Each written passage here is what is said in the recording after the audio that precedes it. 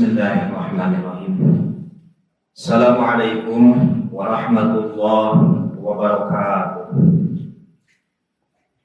Alhamdulillah, nahmaduka ya Allah, wa bihamdika astaghfiruka wa atubu ilaik. Asyhadu an la ilaha illallah syahadatan tunjina min adabi, wa asyhadu anna Muhammadar Rasulullah syahadatan unalu biha sab'a. Usalli wa usallimu ala sayyidina Muhammadir rahmah wa ala alihi wa sahbihi al-muhtadina fi sabilillah. Amma ba'd. Qala Allah ta'ala fil Qur'anil Karim, a'udzu billahi minasy syaithanir rajim. Bismillahirrahmanirrahim. Ya ayyuhalladzina amanu taqullaha wa kunu ma'as-shadiqin. Alhamdulillah, puji syukur kepada Allah Subhanahu wa taala yang telah mana Beliau telah melimpahkan karunia-Nya, melimpahkan nikmat-Nya kepada kita semua, sehingga kita semua bisa bermuajahah di dalam kesempatan yang sangat berbahagia ini. Apalagi di bulan suci Ramadan ini, kita semua semoga terus diberi limpahan karunia-Nya sehingga kita dapat melaksanakan ibadah di bulan suci Ramadan ini. Amin ya Allah ya Rabbal Alamin. Salawat bersalam semoga limpah ruah kepada baginda kita, yakni baginda Nabi Muhammad sallallahu alaihi wasallam, kepada keluarganya, kepada sahabat tabi'in tabi'atnya, dan kepada kita semua. Semoga kita semua mendapatkan syafaatnya dari beliau. Amin ya Allah ya Rabbal Alamin. Ikhwan akhwat rahimakumullah. Alhamdulillah, insyaallah di dalam kesempatan kali ini, di hari ke-16 ini, yaitu hari ke-16 di bulan suci Ramadan ini, insyaallah saya mungkin akan menguraikan beberapa teknik untuk mendapatkan puasa yang dinamakan puasa sholihin atau saumus sholihin, yaitu saumnya orang-orang yang soleh. Kata lain juga ada yang mengatakan yaitu saumul khusus, saumnya orang-orang yang khusus. Di dalam sebuah hadis dikatakan ada yang namanya saumul awam, saumul khusus, ada juga yang dinamakan saumil khususil khusus. Insyaallah dalam kesempatan ini saya akan menguraikan yaitu puasanya, saumnya orang-orang yang khusus, orang-orang yang sholihin. Maka derajat saumnya orang-orang sholihin, saumnya orang-orang yang khusus tidak mungkin akan tercapai kecuali dengan metode, dengan cara 4 atau dengan cara 6 perkara.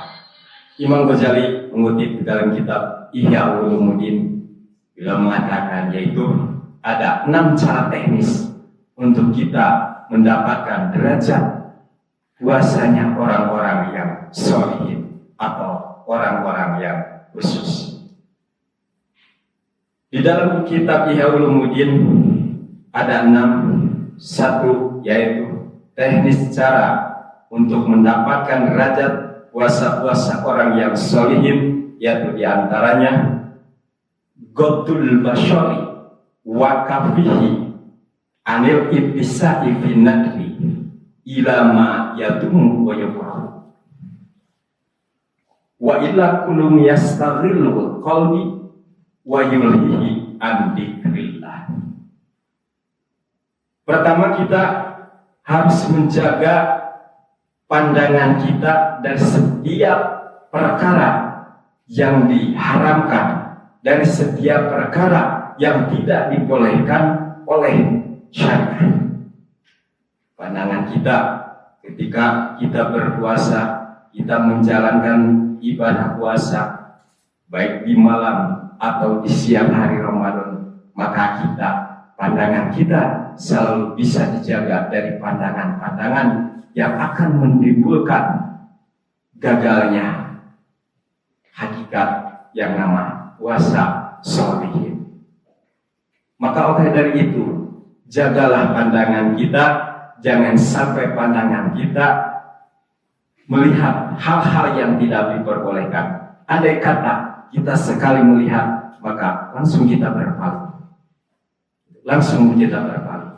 Karena itu akan mempengaruhi ibadah puasa kita, yaitu intinya yastakillu wa yulhihi, yaitu hati kita akan berpaling dan akan lupa an dzikrillah, dari ingat kepada Allah. Karena sesuatu yang kita pandang, terus pandangan kita melihat merasa nyaman, terus masuk ke dalam hati kita, maka otomatis hati kita akan lupa kepada Allah. Karena pandangan itu kita rasakan nyaman, kita rasakan iman. Oleh apalagi pandangan-pandangan yang secara syariah yang diharamkan, memandang wanita lain dengan syahwat, maka itu tidak diperbolehkan. Oleh karena itu, hati-hati dalam pandangan kita. Maka sering kita, wabil khusus ikhwan akhwat, sering mendoa kalau di lingkungan ikhwan akhwat, yaitu kita mau beres dari lingkungan atau kumpulan, maka kita sering berdoa, yaitu Allahumma arinal haqqo warzuqna tiba'a wa arinal batila warzuqna istinaba. Nah, itu doa itu harus kita dakwahkan. Karena apa? Kita memohon perlindungan kepada Allah dari setiap pandangan yang jelek, dan meminta ketika memandang kita melihat hak, maka kita warzuqna tiba'a, ya Allah berikan aku kemampuan untuk mengikuti hak itu, untuk mengikuti kebenaran itu. Dan ketika kita memandang yang jelek-jelek, maka warzuqna tiba'a wa arinal batila warzuqna istinaba. Dan ketika kita memandang yang tidak diperbolehkan secara syariah, kita pun bisa minta pertolongan, yaitu semoga kita dijauhkan untuk mengikutinya. Karena pandangan itu bagaikan panah yang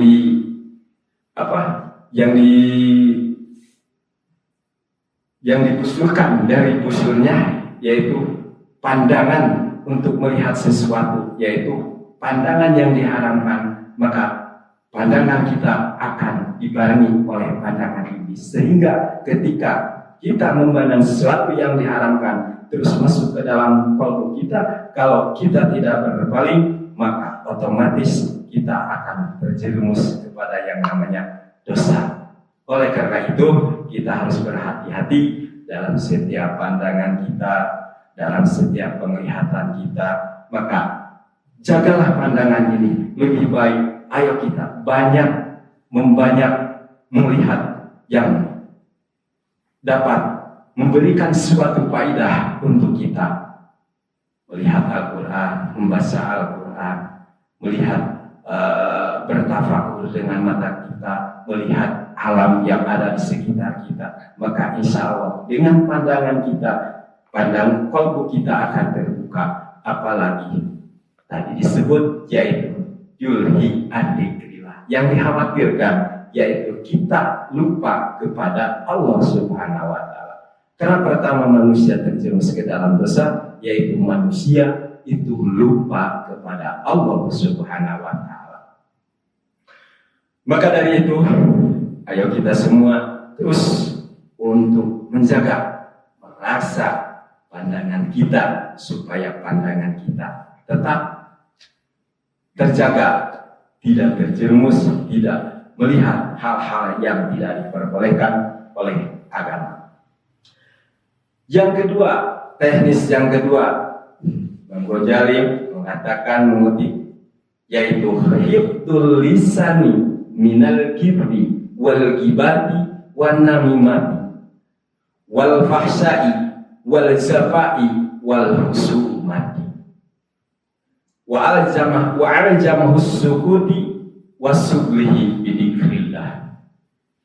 Teknis kedua supaya kita mendapatkan derajat puasanya orang-orang yang khusus, derajat puasanya orang-orang yang sholihin, maka yang kedua yaitu menjaga lisan kita dari dari ucapan-ucapan bohong, menjaga lisan kita dari ghibah,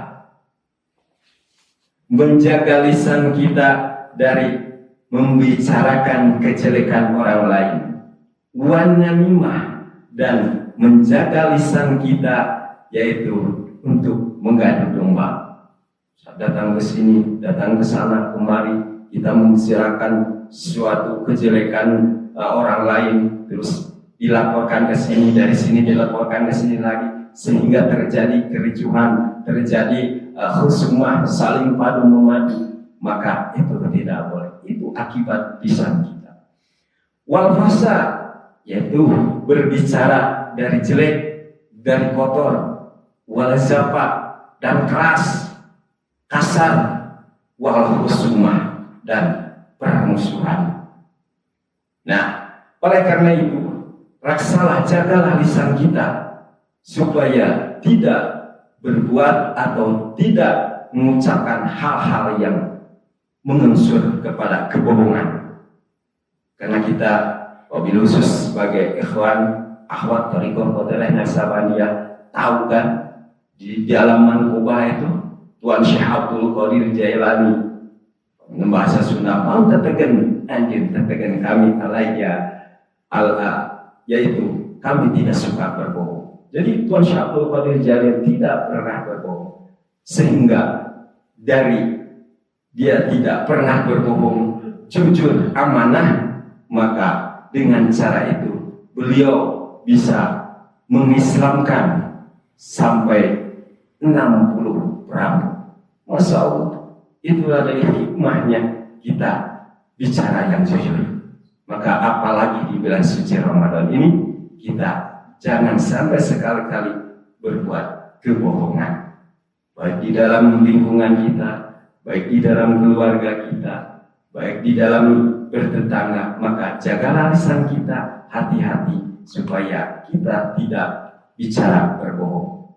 Karena itu bahayanya lisan bisa menjerumuskan orang kepada kemaksiatan, menjerumuskan orang kepada suatu hal yang dicegah atau dilarang oleh Allah Subhanahu wa Ta'ala. Nah, wal ghibati, dan membicarakan keburukan orang lain. Membicarakan keburukan orang lain di belakangnya namanya ghibah.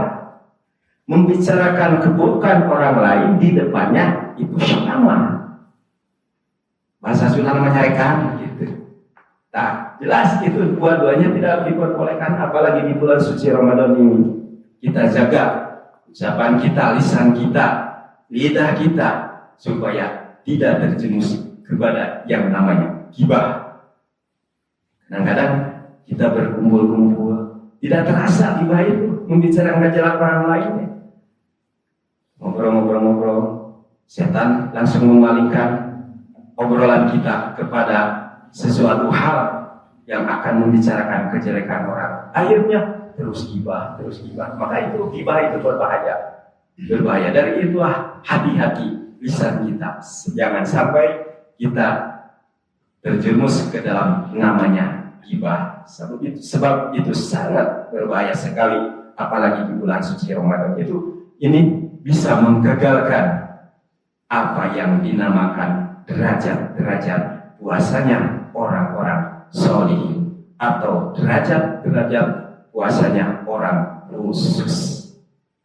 Dari itu kita semua memohon perlindungan kepada Allah Subhanahu wa Ta'ala semoga kita semua bisa diraksa, meminta pertolongan, terjaga dari yang namanya kibir, dari yang namanya ghibah, dari yang namanya namimah, dan dari yang namanya fahsya. Mungkin kali ini, di pertemuan kali ini, itu yang saya sampaikan.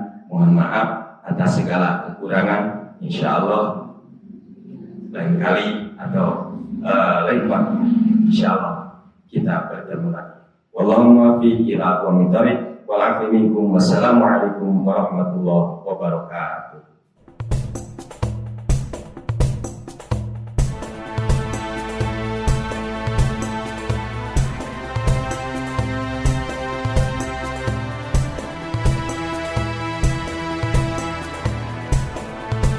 Barang siapa menghendaki rezekinya, dia akan